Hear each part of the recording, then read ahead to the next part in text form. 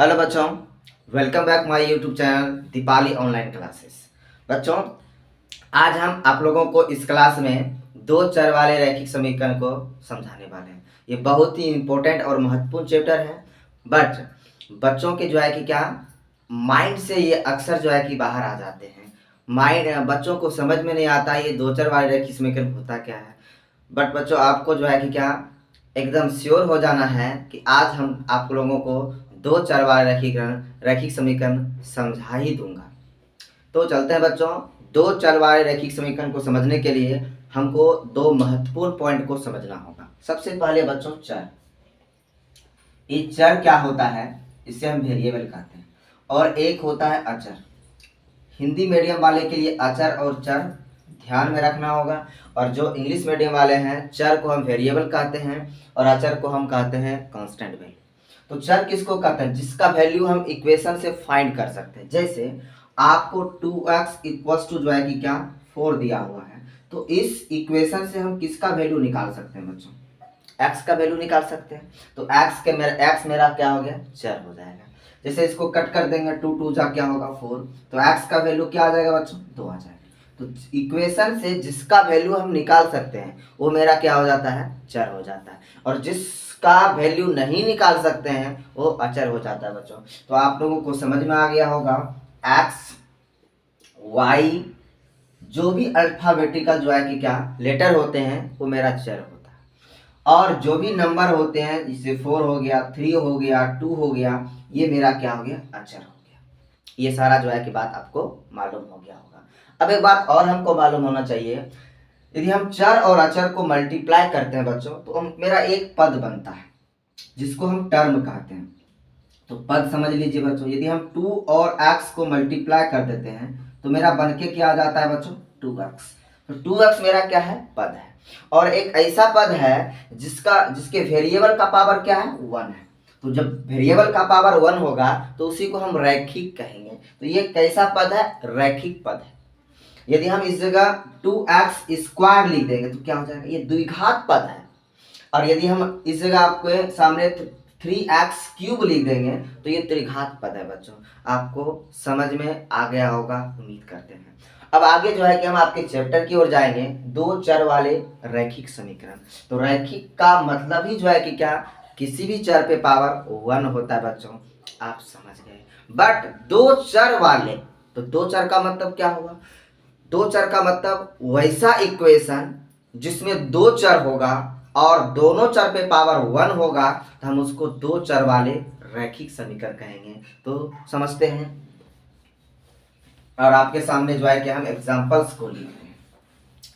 जैसे हम दो चर ले लेते हैं, एक x ले लेते हैं बच्चों और एक y।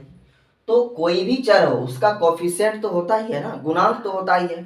तो हम इसका कोफिशिएंट गुणांक a1 मान लिए और इसका गुणांक क्या मान लिए? b1 मान लिए, और दोनों प्लस या माइनस के रूप में रह सकता है।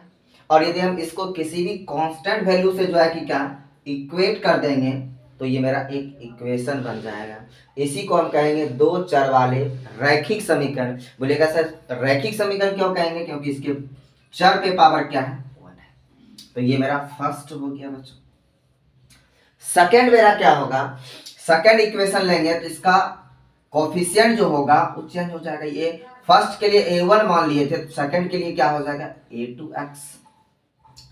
फिर क्या हो जाएगा? इस जगह b2y, और इस जगह मेरा क्या हो जाएगा बच्चों? c2 हो जाएगा। ये इक्वेशन 2 हो जाएगा। अब इसी में कंडीशन है बच्चों।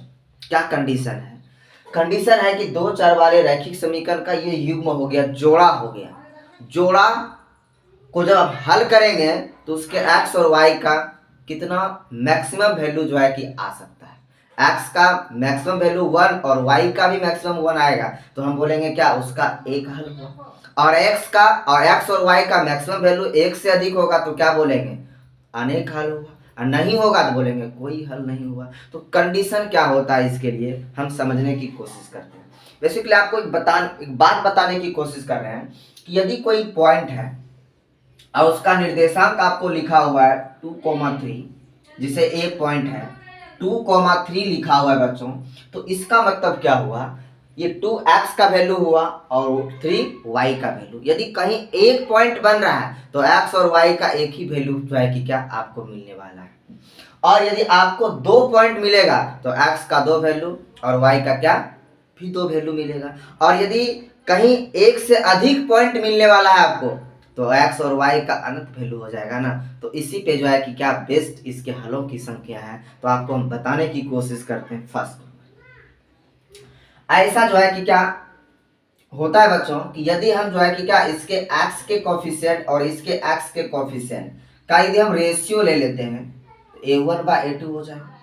और इसके y का कोफिशिएंट b1 और इसके y का कोफिशिएंट b2 का यदि हम रेशियो ले लेते हैं b1/b2 हो जाएगा। यदि ये आपस में इक्वल नहीं होगा तो देखिए इसके प्रकृति क्या हो जाएगी, संगत हो जाएगी। क्या हो जाएगी बच्चों, संगत। बेसिकली संगत किसको कहते हैं, यदि दो चर वाले दो समीकरण दिया हुआ है, रैखिक समीकरण, यदि हम उसको हल करते हैं और x और y का मान निकल जाता है तो उसी को हम कहते हैं संगत। और समझिए यदि इसका ग्राफ आप ड्रॉ कीजिएगा ना तो इसका ग्राफ, दोनों का ग्राफ एक दूसरे को काटते हुए दिखेगा, समझ रहे ना। और काटते हुए दिखेगा तो कहने का मतलब क्या हुआ, प्रतिच्छेदी कर रहा है एक दूसरे को। तो प्रकृति कैसी होगी बच्चों, प्रतिच्छेदी होगी, प्रतिच्छेदी होगी।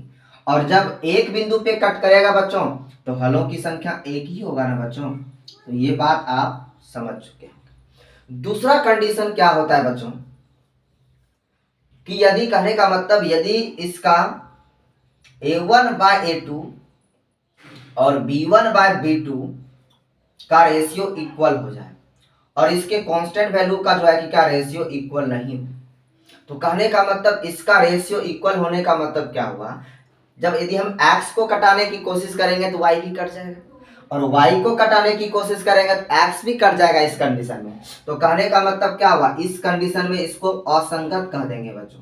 असंगत क्यों कहते हैं, असंगत इसलिए कहते हैं कि जब इस तरह के इक्वेशन को आप हल कीजिएगा तो x और y का वैल्यू कभी नहीं मिलने वाला है आपको, इसलिए असंगत हो गया। और जब ये असंगत हो गया तो इसकी प्रकृति समांतर होगी बच्चों। समांतर, समांतर का मतलब इस तरह का, कट ही नहीं करेगा इसका ग्राफ। इसका ग्राफ को यदि कट करने की कोशिश कीजिएगा कभी नहीं कट करेगा। और जब कट नहीं होगा, कोई भी बिंदु पे कट नहीं होगा तो x और y का वैल्यू मिल ही नहीं सकता है, जैसे कि आपको कोऑर्डिनेट के रूप में आपको बता चुके हैं। और हल जो है कि क्या कोई नहीं होगा बच्चों, कोई हल नहीं होगा, कोई हल नहीं, कोई हल नहीं होगा इस कंडीशन। उसके बाद तीसरा कंडीशन बच्चों आपको हम बताने की कोशिश कर रहे हैं। तीसरा कंडीशन क्या होता है बच्चों, तीसरा कंडीशन होता है कि यदि हम a1/a2 का रेशियो निकालते हैं और b1/b2 का रेशियो निकालते हैं और c1/c2 का रेशियो निकालते हैं और तीनों रेशियो एक दूसरे का क्या हो जाता है, इक्वल हो जाता है आपस में, तो क्या होगा, उस कंडीशन में भी जो है कि क्या हम हल कर सकते हैं बच्चों, हल निकाल सकते हैं। और जब हल निकलेगा तो उसकी प्रकृति संगत हो जाएगी बच्चों। और कैसी हो जाएगी, ये हो जाएगा संपाती बच्चों। संपाती का वो कैसे, किसको कहते हैं, यदि हम जो है कि फर्स्ट इक्वेशन का ग्राफ ड्रॉ किए तो एक लाइन बने मिलेगा आपको, ग्राफ का लाइन मिलेगा, उसका दूसरा इक्वेशन का जो है कि क्या ग्राफ ड्रॉ कीजिएगा, उसी लाइन में मैच करता हुआ यदि आपको दिख जाए तो उसी को हम कहते हैं संपाती। एक के ऊपर एक को कहते हैं हम संपाती। तो इसकी प्रकृति कैसी हो जाएगी, संपाती। संपाती जब होगा बच्चों तो वह जो है कि क्या मोर देन वन, कहने का मतलब एक से अनेक बिंदुओं पर क्या करेगा, एक दूसरे को कट करेगा। बोलिएगा सर क्यों, हम बोलेंगे लाइन जो है कि क्या अनेक बिंदुओं से मिलकर के बना होता है, अनंत बिंदुओं से मिलकर के एक लाइन बनता है, तो अनंत बिंदुओं पर वो कट करेगा बच्चों। यदि अनंत बिंदुओं पर कट करेगा तो जो है कि अनंत बिंदुओं पर कट करेगा तो x और y का वैल्यू अनंत आएगा बच्चों। इसलिए कहते हैं इस कंडीशन में हलों की संख्या क्या होती है, हलों की संख्या अनंत होती है बच्चों। क्या होती है, अनंत, इनफाइनाइट होता है बच्चों। तो ये तीन कंडीशन आपको मालूम होना चाहिए बच्चों।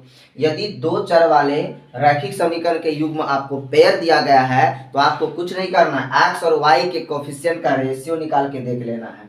यदि आपस में इक्वल नहीं हो एक्स और वाई के कोफिशिएंट का रेशियो, तो प्रकृति संगत, प्रतिच्छेदी और हल एक और केवल एक होगा। और यदि एक्स और वाई का रेशियो इक्वल और कांस्टेंट वैल्यू का जो है कि रेशियो इक्वल नहीं हो तो असंगत, समांतर और जो है कि हल कुछ नहीं होगा। तो इस तरह से आपसे क्वेश्चंस पूछे जाते हैं। अब क्वेश्चंस किस तरह से पूछे जाते हैं, क्वेश्चंस को भी देख लीजिए।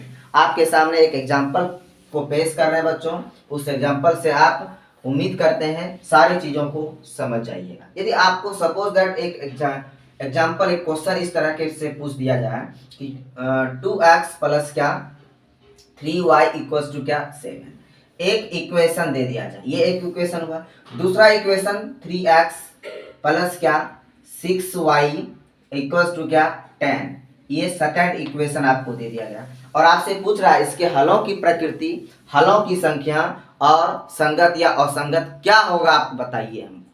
तो देखिए कैसे करना। तो इसमें जो है कि आपको ये सारे जो 3 पॉइंट हम लिखाए हैं उसको नोट कर लेना है आप लोग को और उसको समझना है बच्चों, तभी जो है कि आप इन जो है कि क्वेश्चंस को, इस तरह के क्वेश्चंस को बना सकते हैं, हल कर सकते हैं। देखिए ये फर्स्ट इक्वेशन का x का कोफिशिएंट को हम बच्चों a1 बोले, ये फर्स्ट इक्वेशन है तो y के कोफिशिएंट को हम b1 और ये कांस्टेंट वैल्यू मेरा क्या हो जाएगा c। ये इक्वेशन सेकंड है तो x का कोफिशिएंट ये मेरा a2 हो जाएगा बच्चों और ये मेरा क्या हो जाएगा बच्चों b2 और ये मेरा क्या हो जाएगा बच्चों c2। अब हम देख लेते हैं x के कोफिशिएंट का रेशियो निकाल लेते हैं, a1 बाई क्या a2, तो इस जगह आपको निकल के आ रहा है 2/3 और उसके बाद जो है कि क्या b1 बाय b2 भी निकाल लेते हैं बच्चों। y के कोफिशिएंट का रेशियो तो क्या होगा 3 बाई क्या हो जाएगा 6 बच्चों, क्योंकि b1 का वैल्यू 3 है और b2 का वैल्यू 6 है, इसको कट कर दीजिएगा बच्चों तो 1 बाई क्या हो जाएगा 2, तो 1/2 हो गया। और उसके बाद आप c1/c2 भी निकाल लीजिए, कोई दिक्कत की बात नहीं। तो c1/c2 का रेशियो निकालिएगा 7 बाई क्या आ जाएगा 10 आ जाएगा बच्चों, ये आपका आ गया। अब हम देखते हैं कि a1/a2 का वैल्यू 2/3 है और b1/b2 का वैल्यू 1/2 है, तो फर्स्ट कंडीशन इसमें जो है कि क्या अप्लाई हो गया बच्चों कि a1/a2 is not equal to क्या हो गया b1/b2। कहने का मतलब ये आपस में इक्वल नहीं है। यदि आपस में इक्वल नहीं है बच्चों तो इसकी जो है कि क्या सबसे पहले प्रकृति क्या हो जाएगा, तो कहने का मतलब इसको हल कर सकते हैं तो ये क्या हो जाएगा संगत हो जाएगा। उसके बाद संगत होगा ये प्रतिच्छेदी भी होगा, क्या होगा प्रतिच्छेदी भी होगा और प्रतिच्छेदी होगा तो एक ही बिंदु पे प्रतिच्छेद करेगा, तो कहने का मतलब एक और केवल एक हल भी होगा, एक और केवल एक हल होगा। तो ये जो है कि एक और केवल एक हल होगा, एक और केवल एक हल होगा। तो बच्चों उम्मीद करते हैं आप लोग ये सारे चीज़ों को समझ चुके होंगे और इस तरह से जो है कि आपसे क्वेश्चंस भी पूछ सकते हैं और जो है कि क्या इसके आगे जो भी क्वेश्चंस बनेगा बच्चों हम लेकर के आएंगे आप लोगों के लिए। और जो है कि क्या तब तक जो है कि क्या हमारे वीडियो को देखें और ये बेसिक कॉन्सेप्ट था 2 4 वाले रैखिक समीकरण का, और इससे यदि आपको कुछ समझ में आए अच्छी तरह से अच्छी अच्छी चीज़ें तो आप कमेंट्स करें हमारे जो है कि कमेंट्स बॉक्स में और हमारे चैनल को शेयर करें अपने दोस्तों में। थैंक यू, फिर मिलते हैं हम अगले वीडियो में।